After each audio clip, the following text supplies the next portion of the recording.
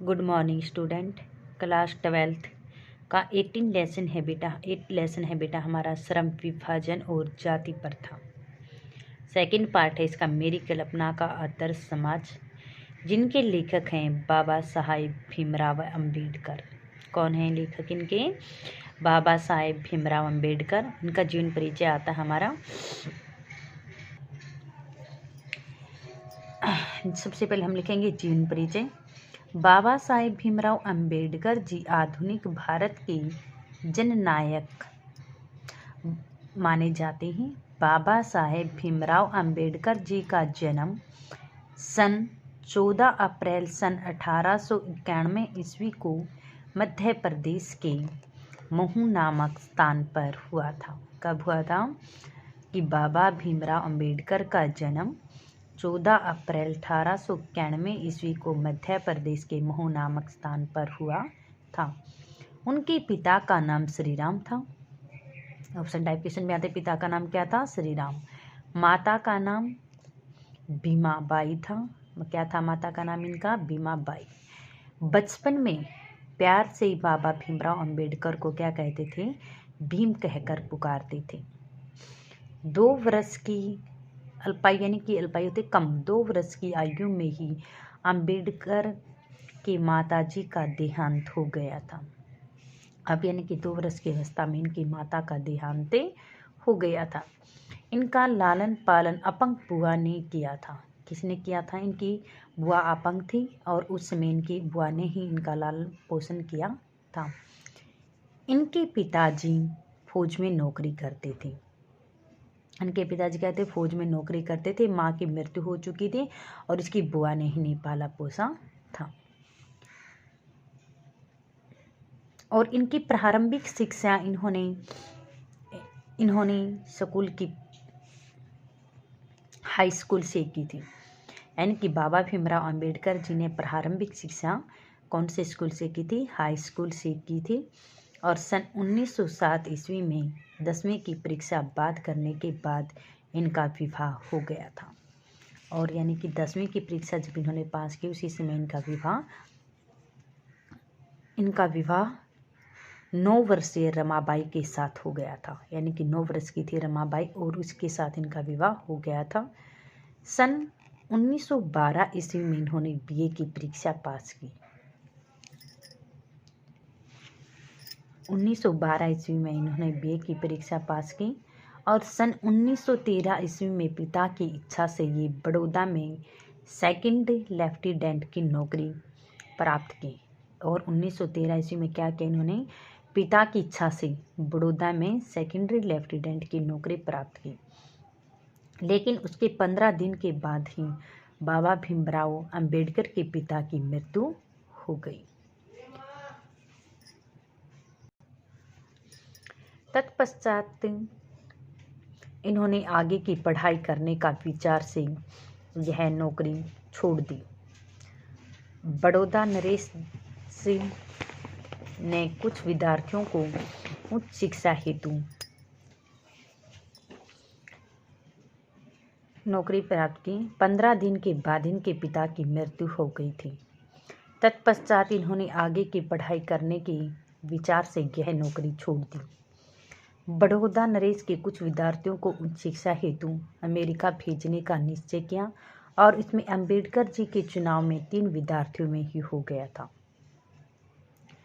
इन्होंने कोलंबिया विश्वविद्यालय से पीएचडी की उपाधि प्राप्त की और 1916 ईस्वी में ये वकालत करने के लिए लंदन चली गई और 21 अगस्त सन 1917 ईस्वी को इन्होंने छात्रवृत्ति अवधि समाप्त होने के बाद ये भारत में वापस आ गई।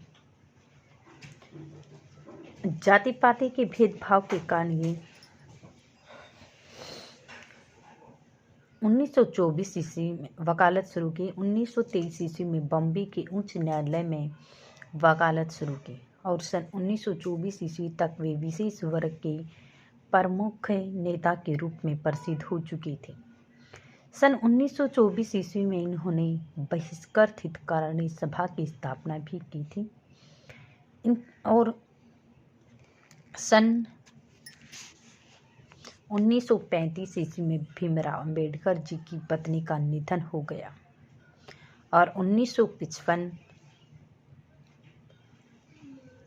ईस्वी में गवर्नमेंट लॉ कॉलेज के प्राचार्य पद पर ये नियुक्त हुई। दिसंबर सन 1956 ईस्वी में दिल्ली की में अपनी महान चेतना को साहित्य को छोड़कर ये स्वर्ग गई, सिधार गई। इनकी प्रमुख रचनाएं हैं। डॉक्टर भीमराव अंबेडकर एक बहुमुखी प्रतिभा के संपन्न व्यक्ति माने जाते हैं। अंबेडकर के संपूर्ण वाङ्मय नामक 21 खंडों में प्रकाशित हो चुका था। इनकी प्रमुख रचनाएं हैं the castes in India, the mechanism, genesis and development, the unjust wells, who are the शहीद बहुदा एंड हिज। यानी कि इनकी ये सारी की सारी रचनाएं मानी गई हैं।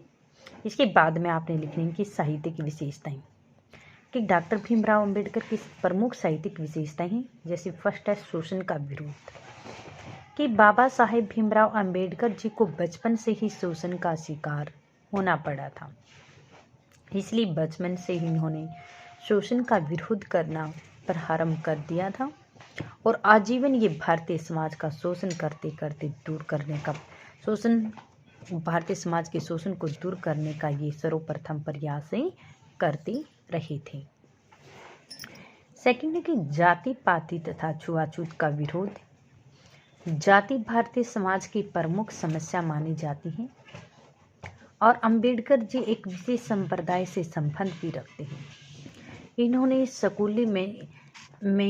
स्कूली जीवन में ही निश्चय कर लिया था कि समाज में फैली हुई जितनी भी बुराइयां हैं, जाति पाति आदि के प्रति जो भेदभाव किया जाता है, मुझे इनको मिटाना है, समाप्त करना है इस समाज के अंदर से।